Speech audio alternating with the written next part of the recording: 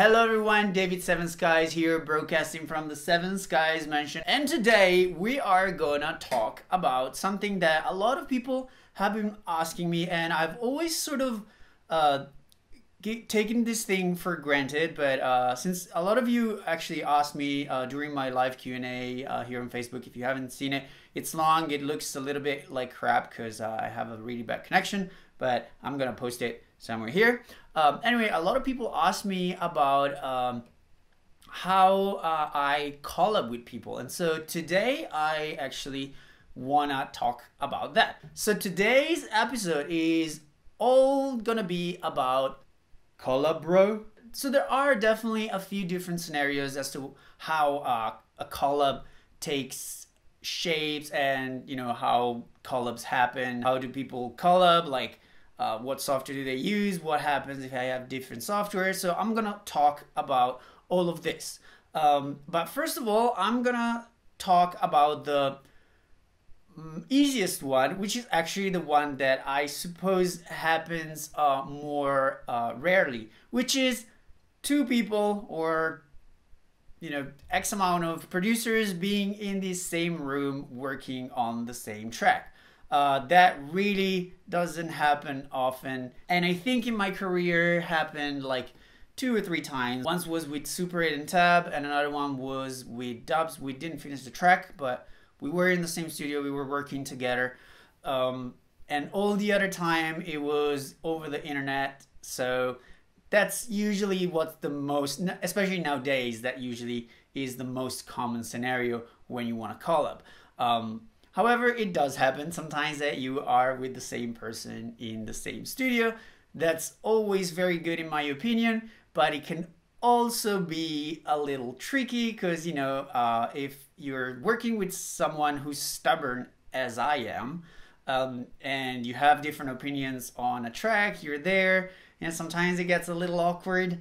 So I tend to like working offline, or I mean online, better than being in the studio with other people, mostly because I need to be in my own zone. I need to have my space, have my things, and that's usually how I like to make song, even though I really like to be in the room with other people. So for the way I like to do things and the way I am, if I am starting the track, I really like to be with other people in the same studio, so we can put down the ideas, we can find the right melody, you can find the right chords. If you come up with something that you don't, that you're not sure it's particularly cool or something, the other person can tell you right away, no, this is cool, or no, this is not a good idea. So I really like that instant feedback that you have when you are in the studio with someone else. But when I am actually producing the whole track, when the idea is there, when the melodies are there, and it's all about putting down the arrangement and all, I really like to just be on my own producing the track. Then I can pop up on Skype or just WhatsApp the person I'm working with and be like, hey, what do you think about this? Should I change it? Should I not change it? And obviously, I am not the only one who works on a track. When we're working on a track, it's most of the time is it's something that's done by 2 different sides. So I'll do maybe a little bit, and the other person will do another part of the song. Most of the times, by experience, the way it's done, the way collabs work, especially with modern dance music, is someone takes care of the breakdown and the other person takes care of the drop. So if I have a drop idea, I would develop and try to get the drop as perfect as possible, while the other person is working on the breakdown, and then he'll send over the breakdown file, or I'll send over the drop stems, and we're gonna put it in a main project. But I think it's kind of nice sometimes to be on your own. So the first scenario that we have here, like I said, is 2 people in the studio working on a track. It doesn't happen as often. The second scenario is obviously working online, and like I said, it's quite easy, especially nowadays. You have Splice, which is really cool to Collab over the internet. You save your project up there, the other person has the same access to the folder, everything syncs up, they get a notification, everything is just super smooth. In all honesty, I still somehow prefer Dropbox for that kind of stuff. So what I'll do is I'll create a folder on Dropbox that is shared with the producer that I'm working with, and I'll basically have the project folder on Dropbox. Whatever I do, I'll just save it there. It will sync with the Dropbox person and everything will always be synced up. Very important when you do this kind of thing, just save different version, because maybe this person is working on the same project as you are. So what I would do is just rename it with a number, so I'll always have different version. This is something that I do even when I'm producing solo tracks. Just make sure, this is like a bonus tip, always do different version of your song, because if you change something that turns out was better before, if you save different version, you can still go back, get whatever was done and recover it. If you overwrite the version, that's gone forever, and that's pretty bad. You don't want that. But anyway, if you're working with someone else, also it's recommended, I would recommend it to do different versions. So if the person is working on something on the same project and messes something up, you have your own version, and then at the end, when everything has been decided, you can be like, okay, I like what you did here, I like what I did here, let's get this and this. With Live and Logic, is very easy to just save channel strip, where you can just export the stems and then put it in the final project. And that's fairly easy, but it's fairly easy if you're working on the same DAW. Now there is a third scenario, which is working online, but on a different DAW. So what happens if I am on Ableton Live, but I'm working with someone who's with Logic? Well, in this case, I have Logic. I know how to use Logic actually better than Live, so it wouldn't be too much of a problem to me if I was working with someone who had Logic. I would just get the Logic file, and I would probably just end up working in Logic if there's something particular that I need to do that I know I could do better in Live. I would open Live, do whatever I have to do, save the stem, and import it into Logic. But for the most part, I am pretty covered. If I would work with someone who has Cubase, however, I would be pretty screwed because I don't have Cubase. And so what do you do at this point? Well, in this case, the best option is creating stems. Once again, you should know exactly, you should sort of decide what person is doing what. So if, for example, you're taking care of the breakdown while the other person is taking care of the drop, what you can do is simply do the breakdown in the DAW that you use, and then you can either bounce the stem or the other person can bounce the stem for you. You should definitely decide which is the person that who's going to finish the project. Usually the way it works is the person who's better at mixing would finish the project, because at least you can get all this stuff, put it into one project, and the person who's best at mixing can start balancing everything. And this is usually how I approach stuff when it's done in different software. If the person is better than me at mixing and arranging and all that kind of stuff, I'll do the music that needs to be done, and I'll send over the stem. He'll take care of everything. If the other person thinks that I am better at mixing and at doing the final mix down, they'll send over the stems to me, and I'll just put it in a fresh new project in Ableton Live with all the stems, and I'll just put everything together, mix it, and then bounce in, and the track is gonna be done.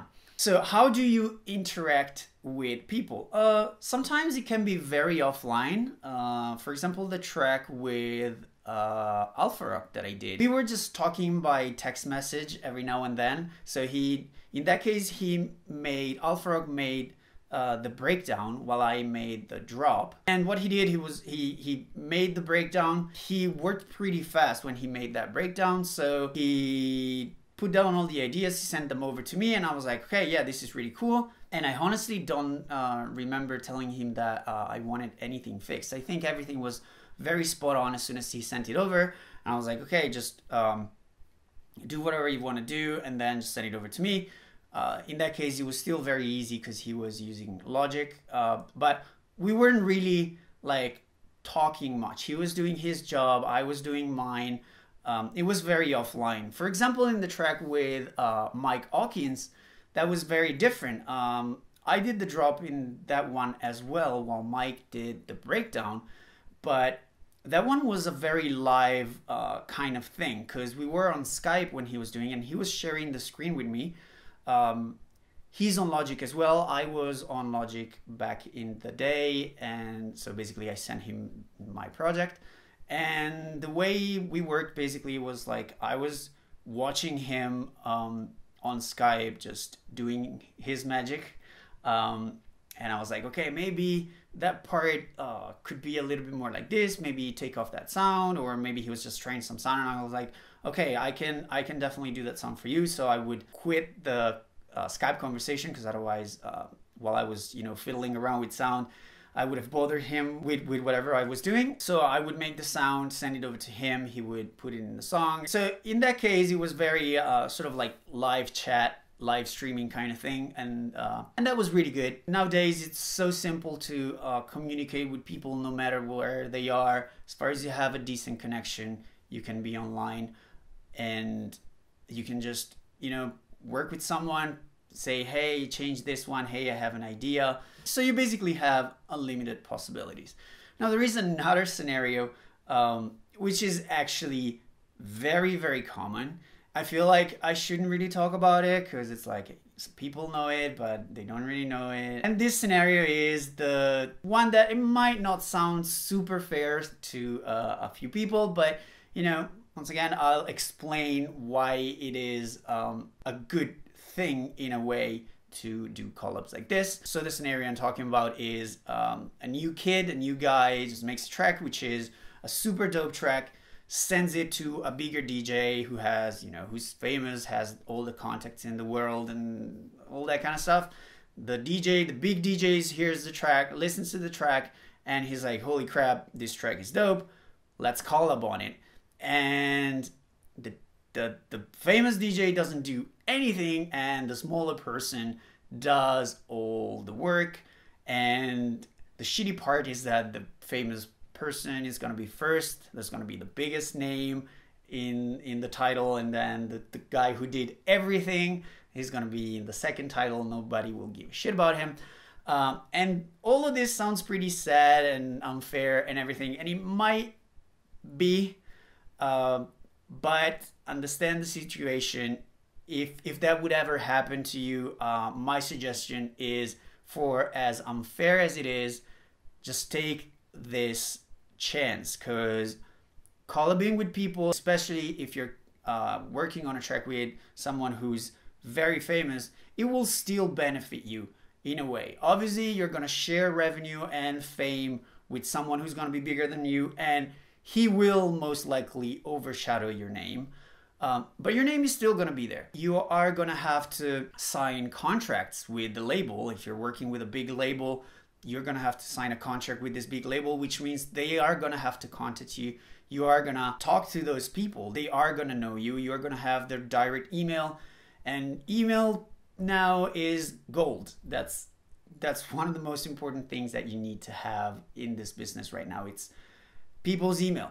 So if you will ever have this chance, this opportunity to work with a bigger DJ, just take it. I know that there's a lot of unfairness in this world, but once again, we all have to start from somewhere. So my suggestion is take it. So yes, you might wondering which one is my favorite way of working with people. Well, like I said, I like to be in the same room with other people. I feel like somehow you're challenging yourself a little more, but that's mostly when it comes to writing. So if I'm writing music with someone, I tend to be like, hey, I want to impress this guy. I want to show him that I know that I have good ideas. And so I feel like forced to have good ideas and make better melodies, or trying harder with my chords and all the, you know, all the different programming. I really like having to impress someone. I really like to have a feedback that hits you right away. But then, yes, like I said, I like to just be in my studio alone when all the ideas are done. I like to be in my studio alone and listen to the track a million times because I'm super picky, and so I'll listen to the track like until it's super perfect. But I am a control freak, and so I tend to sort of tell people like, shut the fuck up, this is how I do it. I try not to do it as much, but it happens most of the time. And if I think that something has to be that way, I'm gonna fight to the teeth until I win the battle.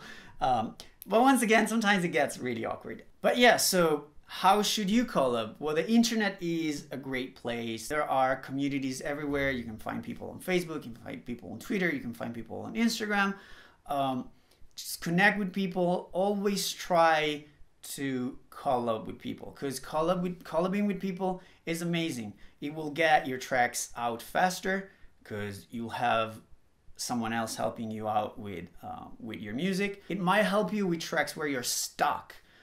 This is most of the times all my collabs have been me having an idea that I knew it was a great idea, but I didn't really know where to go with that idea. And me collabing with other people was great because they heard the track and they were like, yeah, it's great, and it should go from here to here. And sometimes to me that's enough. I had collabs that were just like people telling me, why don't you do this in the breakdown, do this in the drop, and then do this and this and that. And they actually didn't do anything. They didn't touch the computer at all, but they would tell me what should I do and how it should have been done. And that would unstuck me and the track would come alive. And even if I did the whole track, it would still be thanks to the other person that the track was made. So I'm always more than happy to put the other person's name when that happens. In this particular case, you have to be, and especially for someone like me who's a very proud person and very, like I said, control freak, sometimes I still have tracks that I'm like, this has to be my own track because this track is too nice. I don't want to share it with other people. I want to be the person who did it. But I have this track that is stuck there, stuck on my hard drive for 2 years. And what do? Do you keep your track stuck on your hard drive and nobody will ever hear it? Or you put your pride and your control freakness aside and you'll let someone else helping you out. And yes, you'll share the revenue and the fame and whatever, but you're gonna have a track out. You're gonna have an amazing track out for people to listen.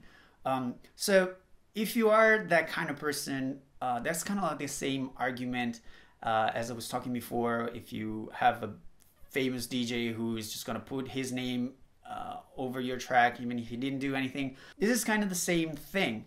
If you have a track that you think it's amazing and you are the only person who can be on that track, and your name is the only one that can be on that track, but you're stuck with it, and you're like, I'm gonna wait until I have the right ideas, and then months pass and years pass. If you're in that situation, once again, put your pride aside, get help. That sounds like you're on drugs, but get help from someone, because at the end of the day, what matters is that your music is out there for people.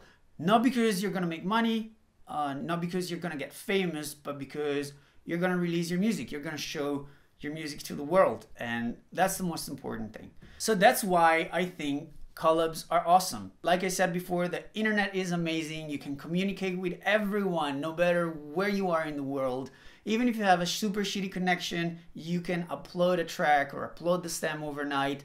The other person will probably have a better connection. He can download the stuff in 2 minutes.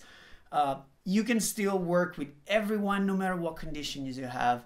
Just get out there, talk to people, share ideas, get people to share ideas with you. Try to collab with as many people as you can.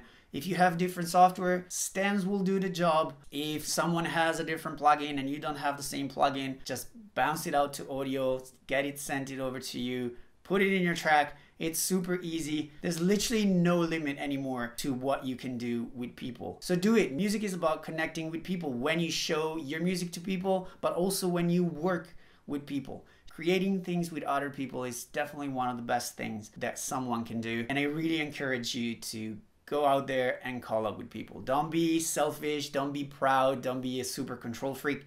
Share your ideas, work with other people.